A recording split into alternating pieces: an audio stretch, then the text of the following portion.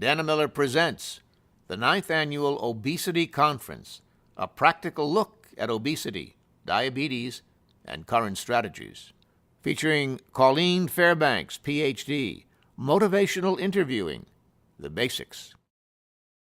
All right, I've had a couple of questions over the last couple of days about, well, what is intensive lifestyle intervention and what does that mean and how would I do this? And motivational interviewing is one tool that can be part of it. So I think it can be a really effective tool. And so I'm really pleased, and it can be done easily in the office. And we brought in a trainer and have trained our educators on motivational interviewing. It's used on a daily basis. So I think that's why it's important to hear about it today. So I'm pleased to introduce Colleen Fairbanks. Dr. Fairbanks, she's a clinical psychologist specializing in health and wellness. She offers a mind-body approach to treatment and believes in the power of understanding how our thoughts shape our physical and emotional health. Her style is integrative and combines cognitive behavioral therapies, motivational interviewing, and mindfulness, all things that have shown benefit in obesity medicine. So please welcome Dr. Fairbanks. Hi. Hi, everyone. Thanks so much for being here. Thank you for the meeting planners for inviting me. I'm really excited. Okay. I love the over-the-mic or over-the-ear mics. It makes me feel like I'm going to channel my inner Janet Jackson. So we're in for a good time today. I have about 45 minutes to talk about a really great topic, motivational interviewing. But first, I wanted to just survey the room and see who here is a doc.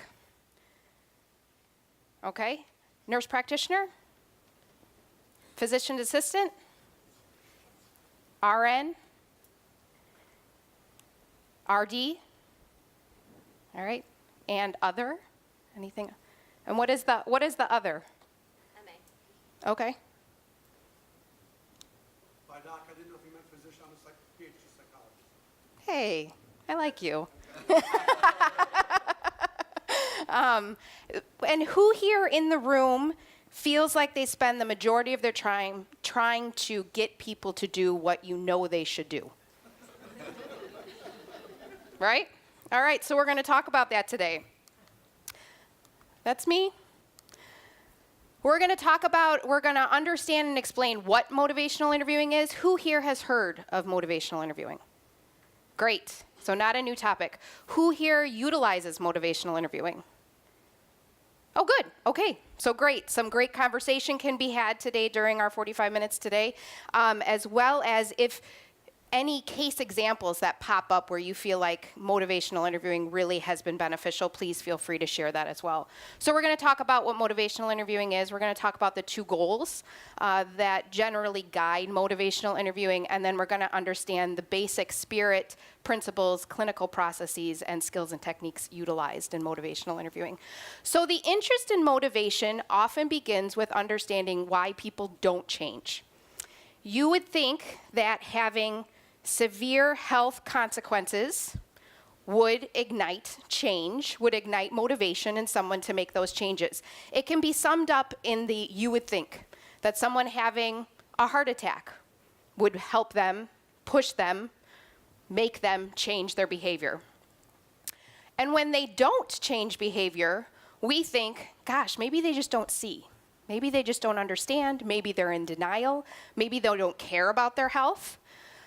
Or maybe they don't know how to change. So because we're part of the healthcare team and we really want the best for our patients, here are some things that we try to do. We try to give them insight. Maybe if they just see the relation between their behavior and their health, they'll make that change. Sometimes we can provide them knowledge. You know, maybe they just don't know. So here's a really great handout. Go to this website, read this website. Maybe you just don't know. Maybe you don't know how. Maybe, okay, you know that exercise or eating healthy is good for you and will produce the outcomes that you want, but maybe you don't know how to do that. So then we can help teach them those skills. Sometimes we can be even too helpful and create a whole change plan for them. This is what you're going to eat. This is what you're going to exercise. This is what you're going to log. Everything will be great. You're going to make changes. Life will be beautiful. Sometimes we can give them hell. Maybe if we just scare them enough. Maybe if we talk about those dire health consequences that will happen if they don't change their behavior, maybe that'll do it. Maybe we can scare them into action. And I say this all, not that any of it's done with malicious intent. It's done with because we know that they could do better. We know that they want better, and we want better for them. But what often happens when we use those types of interventions is that they'll listen, the patient will listen politely, and you maybe kind of think, gosh, I'm getting through, this is gonna be good. We finally broke ground. They're gonna go out, they're gonna do it. And what happens is that they either listen politely, go out and do nothing at all, or maybe they make a brief change just to satisfy us. Maybe they like us, and so I'll do this for a little bit to make them happy. I don't want to let them down. But that change is very brief, and it's not sustainable. Oftentimes, they become defensive. Adults don't like being told what to do, especially if it's in the betterment of their own health. It doesn't really make any sense, but it makes sense. And so when we are told what we should be doing, we become defensive. And when the patient is defensive, sometimes we meet that with some forceful statements. We may decide to push a little bit harder and really start arguing for that change. This is what you have to do. What often happens is that no one benefits, and we blame the patient, and we call him or her unmotivated. I think a more fascinating and productive question is focused on why people do change. And there's been a ton of research around this, and for the interest of time, I've just summarized it right here on the slide. You're welcome. So change is strongly influenced by interpersonal interactions, more specifically, empathic interpersonal interactions. People who believe they are likely to change. So people who have that self-confidence, that self-efficacy that has been talked about multiple times this morning, people who have that in their ability to change are more likely to change.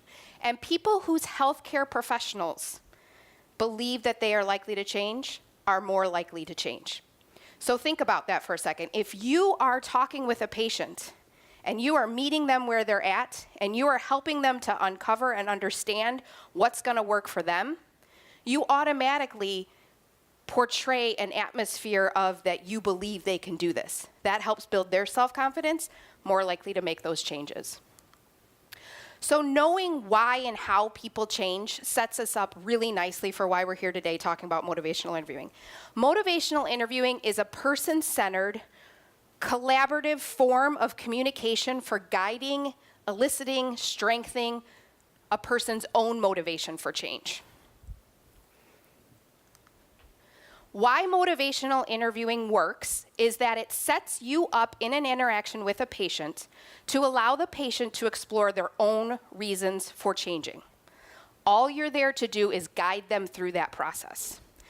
Like I said, people resist being told what to do. So in a motivational interviewing situation, you are positioning yourself so that the patient is making all the statements for changing. They're talking about change talk, their desire, ability, reason, need, and commitment to changing.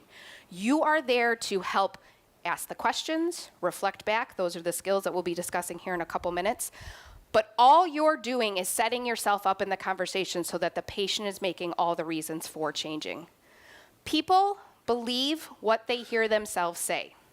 And this is a huge thing with motivational interviewing, and I think with any clinical interaction when you're working with somebody on their behavior change is making sure that the person that you're talking to is stating all the reasons why they can and will change. If you are pushing change too hard and too fast on someone and they are becoming defensive, they're going to start saying all the reasons why they can and won't change and are uninterested in changing. What happens is then that's all they're hearing. And they're firmly committed in all the reasons why they can and won't change when they leave your office. If, on the other hand, you position yourself in the conversation so that the person is making all the statements about why they can change, they've just firmly solidified and talked themselves into making that change. Does that make sense? Okay. People create their own motivation. I think everyone in this room would agree that it would be great if we could just hand people some motivation and they'd be on their way. Unfortunately, we can't do that. So we have to figure out how can we uncover and highlight a person's own motivation for change, because we can't give that to them.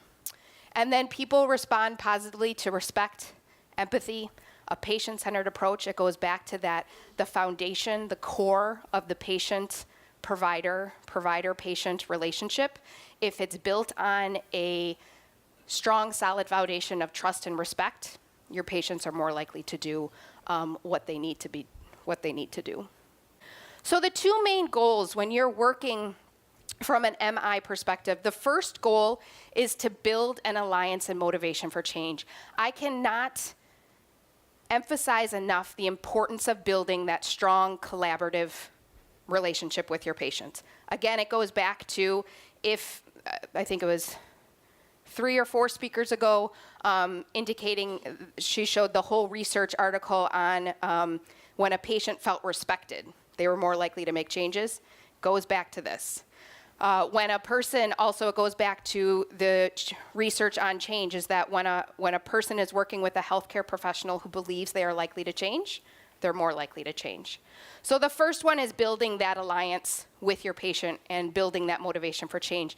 The other big goal of motivational interviewing is eliciting, encouraging, and strengthening your patient's commitment to change. Change talk in motivational interviewing is any comment about the patient is saying about their desire, ability, reason, need, or commitment to changing. Our patients give us a whole lot of information. When you're working with someone from a motivational interviewing standpoint, you get to choose what you want to ask questions about. You get to choose what you will reflect back about, and it would behoove you to make the most of your time is to pick out all the statements surrounding their desire, ability, reason, need, and commitment to changing. So when you're learning motivational interviewing, and these are the things that we're going to be discussing today, it starts with understanding the spirit or the clinical way of being in a motivational interviewing interaction with your patient. Then there's 4 principles or clinical premises that a provider working from a motivational interviewing stance will hold true to throughout the entire motivational interviewing interaction. There's 4 processes. That's a rough sequence of stages that a motivational interviewing interaction will go through. And then there's specific skills and techniques. Motivational interviewing is using certain skills and techniques in specific situations and in specific ways. So the skills and techniques used in motivational interviewing might not be new to any of you, but the way in which they're used, again, to go back to that change talk, is very specific to motivational interviewing. Motivational interviewing isn't just a free-for-all conversation with your patient. It is a very goal-directed, focused conversation towards a specific behavior change. So the spirit of MI, this is your clinical way of being when you're working with someone from a motivational interviewing stance. The first thing is autonomy. In motivational interviewing, we know that the patient has the authority to make the change. It's not about us being right. It's about them making the change and being able to honor that the choice to change is up to them. That doesn't mean that you can agree with whatever they do. You just agree and are aware that the choice to change is up to them. Does that make sense? Okay. One of the things that's really big in motivational interviewing is before giving advice, and this is definitely a shift for a lot of medical providers, before giving advice is asking your patient for permission to share that advice. And I see a smile.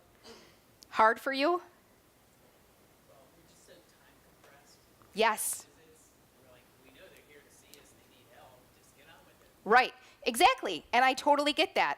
And I spend a lot of work working with medical providers because time is of the essence. I don't have time to do that, or why would I do it? They're here anyways. Providing information to someone before asking permission comes from a place of believing that that person is in the action stage of change. We would like to think that all the patients seeing us are in the action stage of change. They are ready, motivated, ready, willing, and able. Unfortunately, that's not the case. So someone who's just thinking about it, who's weighing the pros and cons of changing, being able to, having somebody ask them, would it be okay with you if I shared with you what other patients have found successful? That reduces a lot of resistance. It breaks down some barriers and some walls, and produces, again, that collaborative information rather than, wow, my provider, all he did was talk at me. He didn't talk with me. So that's where asking permission before sharing information is a slight shift, but may produce really great outcomes. The second component of the spirit of motivation is collaboration, and it goes back to also that asking permission, is producing this very collaborative give and take partnership with your patient. You, by all means, are the expert in your field, for sure. They, though, are the expert of themselves. And when you're working with behavior change, it is very important to tap into that expert of themselves. They are with you maybe a couple times a year for maybe 15 minutes, maybe if you're lucky, a half an hour. They're with themselves 365 days a year. So you have to figure out what's going to work for them. And then the third component of the spirit of motivational is evoking from your patient their own reasons for change, because it goes back to, again, we cannot give somebody motivation. Basically, in order to get comfy with motivational interviewing and in order to get comfy working with someone on behavior change, you have to get really comfy with ambivalence.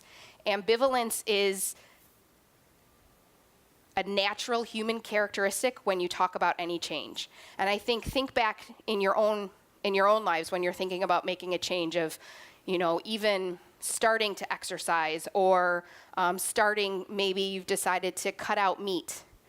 You know the health benefits of doing maybe one of those activities. So you can identify the pros. You can also identify the cons. It's uncomfortable making a change. I don't really know how to make the change. What if I fail? I enjoy not going to the gym. So understanding and being comfortable as a provider in working with someone through their ambivalence, and just know that that's a natural part of human nature. I work with a lot of people on behavior change every day, and I always ask them, whatever the behavior change we're working on, I always ask them the pros of changing, the cons of changing, the pros of staying the same, and the cons of staying the same. It is very validating for somebody in the healthcare profession to ask their patient, what is the pros of your current behavior? We automatically assume that, gosh, of course, we always focus on the cons of their current behavior. We get benefit from all types of behavior. So allowing your patient to discuss that really frees up a lot. It also, motivational interviewing, again, like I mentioned, it positions you in the conversation so that your patient is making all the reasons for changing. Understanding and appreciating ambivalence and appreciating that there's multiple sides to every story helps not get you caught into that, the communication trap where you're arguing for change.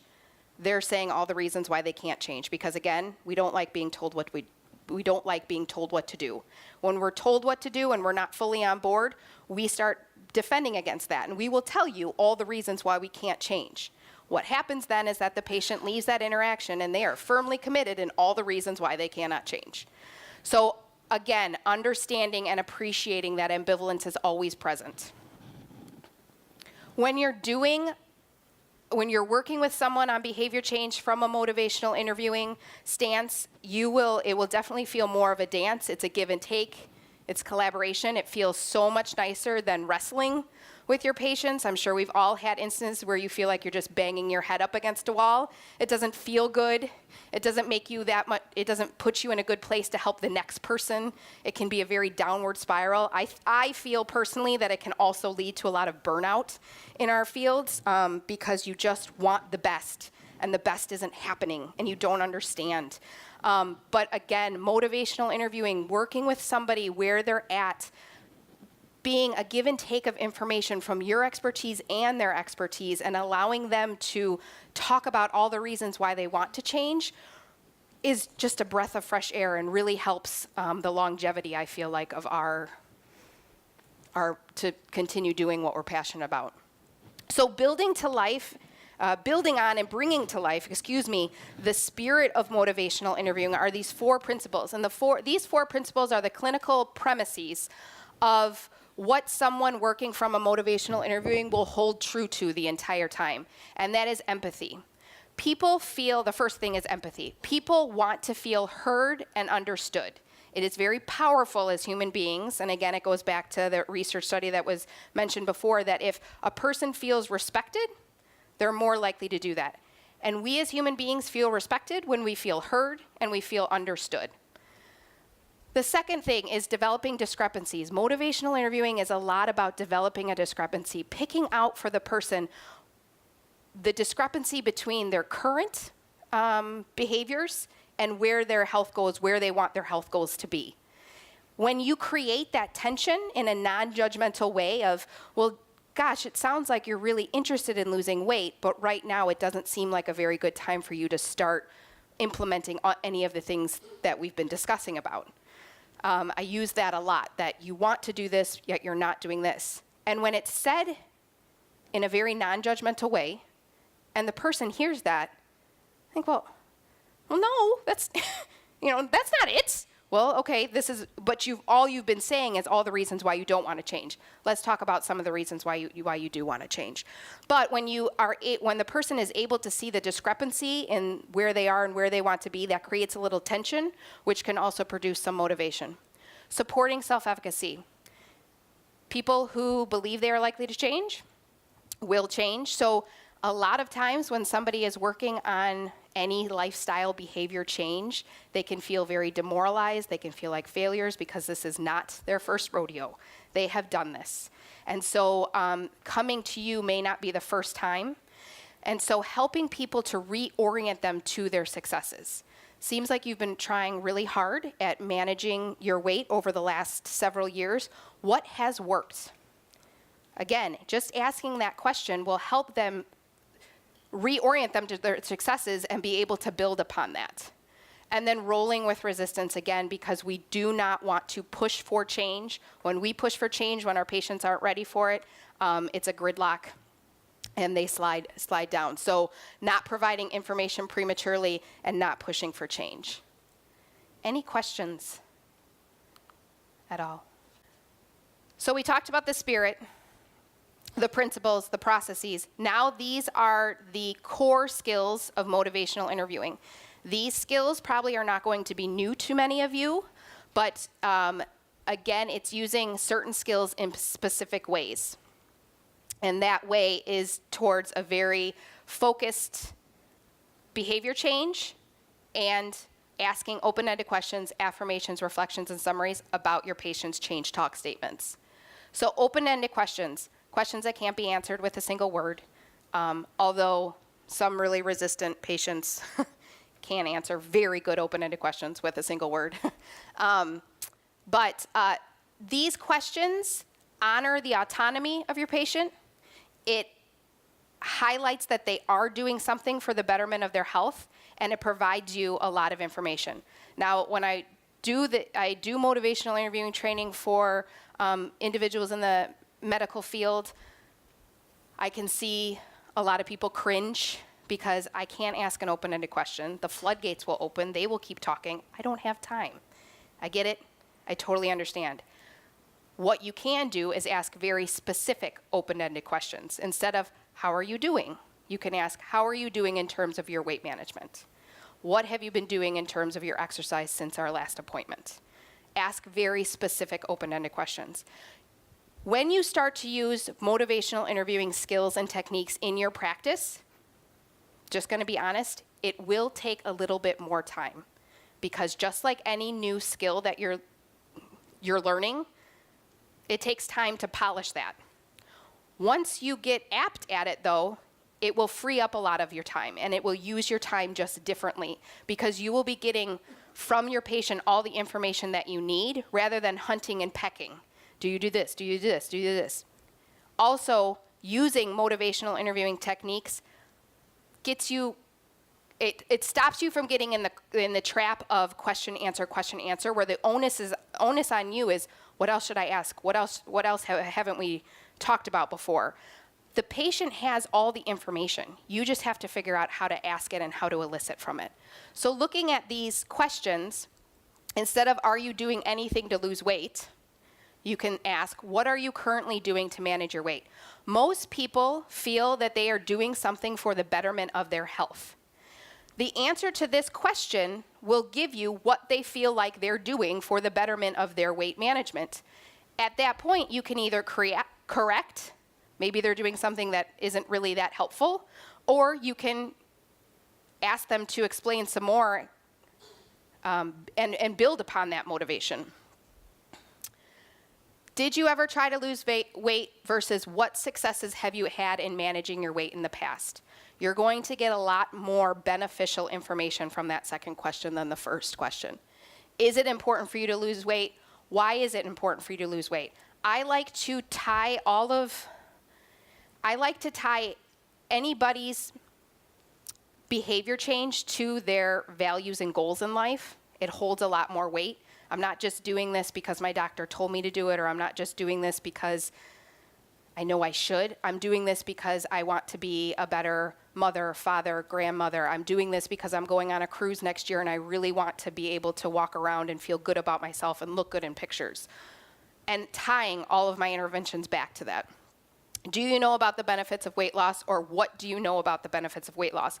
This last question avoids you from lecturing your patient and gets you to hear what they already know. So it saves your time. You don't have to talk about all the benefits of weight loss if they already know it.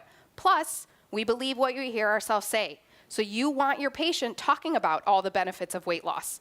You don't want them just listening to it. They've heard it before and they'll gloss right over. You want it to come from within.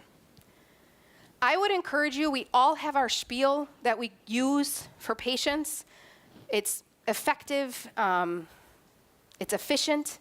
I would encourage you to think about what sorts of questions you ask your patients, the routine questions, and see if there's any of them that you can change to maybe do a more focused, open-ended question. Affirmations are statements of support and recognition of efforts. Again, most of the individuals we're working with in terms of behavior change have tried and succeeded and tried and failed many times before. This reorients people to their successes. When we are reoriented to our successes, it's going to increase our self-efficacy. When we believe that we can change, we're more likely to change. Again, it's also positioning yourself in a conversation so the patient is talking about all the reasons why they can change. So if a patient says, I haven't started working out, but I belong to a gym, what's your gut reaction? What do you want to say? Go to the gym, right?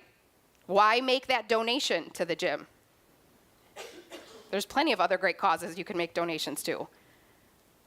Here, a gym membership is a step in the right direction. You're acknowledging that at least they've tried that. Yes, it's not what we want. It's not where we want them to be, but you need to start where your patient is at and help build them towards where we want them to be and where they want to be. If someone says, I've tried before, I've had some success, and then I fall back into my old habits, what's our gut reaction? What do we want to say?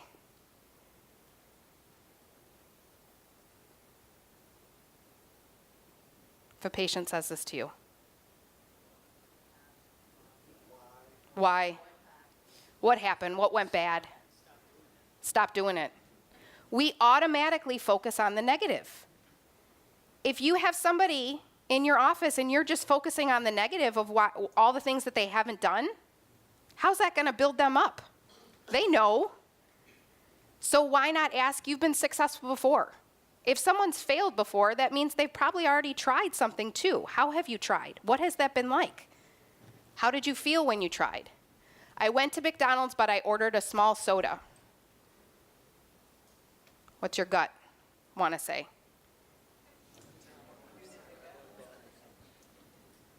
What? Huh? Just keep driving. Why'd you even go? Okay. The person acknowledges with the but, I went to McDonald's, They know that you're not going to be overjoyed with that, but I ordered a small soda. Gosh, that's great. It's way better than an extra large. It's way better than a milkshake. It's way better than a Big Mac. Great. So you're trying to really be conscious about your food choices. Again, it's meeting the patient where they're at. It's working with them, not at them. It makes somebody feel a lot more invested in their own care if they have somebody working with them, not at them. Reflective listening. Motivational interviewing is built on this skill. Reflective listening has been shown to produce more change talk than open-ended questions. So I would encourage you, a lot of us can get comfy with asking open-ended questions if they're specific open-ended questions. Most of us aren't as comfortable using reflective listening, especially within the medical field. Reflective listening is a very effortful use of listening to seek, clarify, and deepen your understanding of what the person is doing. Reflective listening, very simply, is just repeating right back to the patient what you heard them say. This feels odd for you because you think, aren't they just going to pick up that I'm just repeating what they said back? No, it's amazing. It's very validating as humans to hear our thoughts spoken back to us. I will say as a caveat, if you constantly just repeat the same thing back to your patient, it becomes just this like very weird, awkward interaction and would be an excellent Saturday Night Live skit, but not a good interaction. So use it sparingly.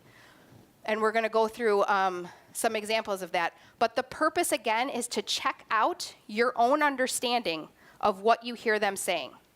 And again, you can choose what you reflect back. Out of everything that a patient says to you, you can reflect back only their desire, ability, reason, need, and commitment to change. You ignore the status quo. Our gut is to ask questions about or highlight their status quo talk. All the talk about what they haven't done, will not done, and cannot do. Don't highlight that in your interactions. It's just going to have them firmly implanted that they're not going to make these changes. So here's some examples of some reflections. If a patient says, I just don't have time to exercise, you can reflect back, you're finding it hard to find time to exercise. Patient says, I know I need to lose weight, it's just so hard to do, I've tried many times before. You have tried to lose weight many times. Patient says, I know my diabetes would be better if I lost weight. With that one, what is our gut reaction? How would we continue the conversation with that one? You betcha? We might go into a lecture of all the reasons. You're right, this would happen, this would happen, this would happen. You are aware that losing weight can improve your blood pressure and blood sugar. They're going to say, yes, it is. And then they're going to tell you all the reasons why they want to do it. Again, motivational interviewing is setting up the stage so that your patient is making all the reasons for changing. And reflecting back to them what they already know is very, very powerful. I lose some weight, then get really stressed and find myself eating up a storm. What is our gut? What do we want to say? Don't do that. Go for a walk. Take a deep breath. Have you tried meditation? Have you tried mindfulness? Put on some good music. Distract yourself. Instead of eating the cupcake, eat carrot sticks. No one has ever said, I'm so stressed. Where's that salad? So you can say, you have had some success losing weight, though you have had trouble keeping it off, especially when you are stressed. How powerful would it be for your patient to hear that said back to them coming from you?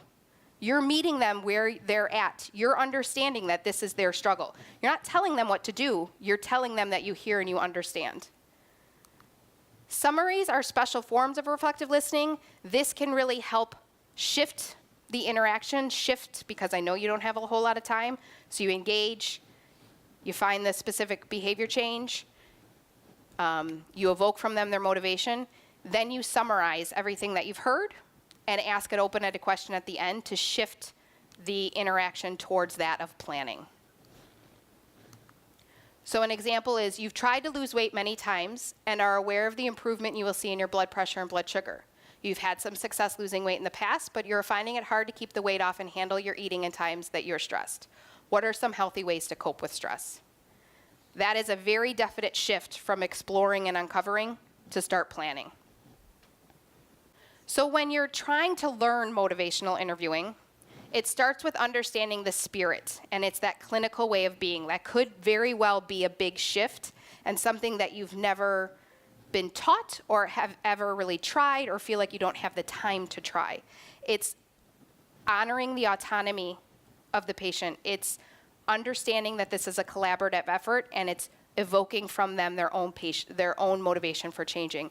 And it's using those patient-centered communication skills of open-ended questions, affirmations, reflections, and summaries to draw out their motivation for change. Then you move on to recognizing, reinforcing, really tuning your ears so that you can elicit and strengthen change talk. Again, all the talk that your patients are giving you about their desire, ability, reason, need, and commitment to change. Ignore. Patients will give you a whole lot of information.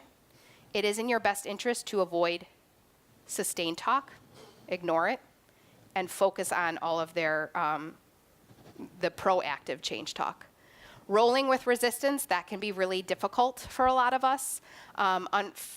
Figuring out ways how to roll with resistance and find the good and find what to focus on in order to get that person towards the behavior change, negotiating the change plan and solidifying your patient commitment to change, and then obviously shifting flexibly between motivational interviewing and other interventions. Motivational interviewing is best used when a person is unsure, ambivalent, or does not want to change. It is not a cure-all. It's not supposed to be used in every single situation, but it is very, very effective when you're working with someone around behavior change. I would encourage you, if you're interested in learning more about motivational interviewing, is to continue attending different seminars like this, attending workshops so you can get some hands-on role plays. Everyone loves role plays, but that's the only way that you're gonna really get good at utilizing those techniques. There's obviously tons of stuff on YouTube to watch. I would encourage you, there's a set of videos, Ineffective and Effective Physician, Dentist, and Pharmacist. It's not around weight management, it's around smoking cessation, but you can see the really good, with the ineffective one, it's just typical, traditional, stereotypical provider-patient communication. And then with the effective counterpart of all of those is a really good motivational interviewing interaction. And it's awesome to see, because not using motivational interviewing and using motivational interviewing, they either take the same amount of time, so it clears up any time issue, or motivational interviewing, you get more progress in the interaction, in the appointment, with less time. So again, that was ineffective and effective physician, dentist, and pharmacist. And then practice, practice, practice. You can get a motivational interviewing coach that can sit in on your sessions, audio record, video record the sessions. You can code it and get that feedback. You'll know you're doing motivational interviewing well because your patient is doing most of the talking. Resistance is minimized. They're making all the reasons for change. One of the biggest red flags I get is when I feel like I'm working harder for my patient's behavior change than my patient is. That's a really red flag. Why am I doing all the work for your behavior change when you're the only one that can do it?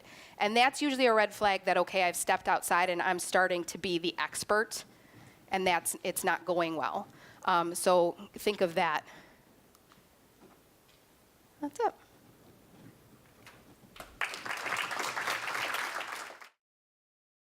This has been a Dana Miller Video Network presentation.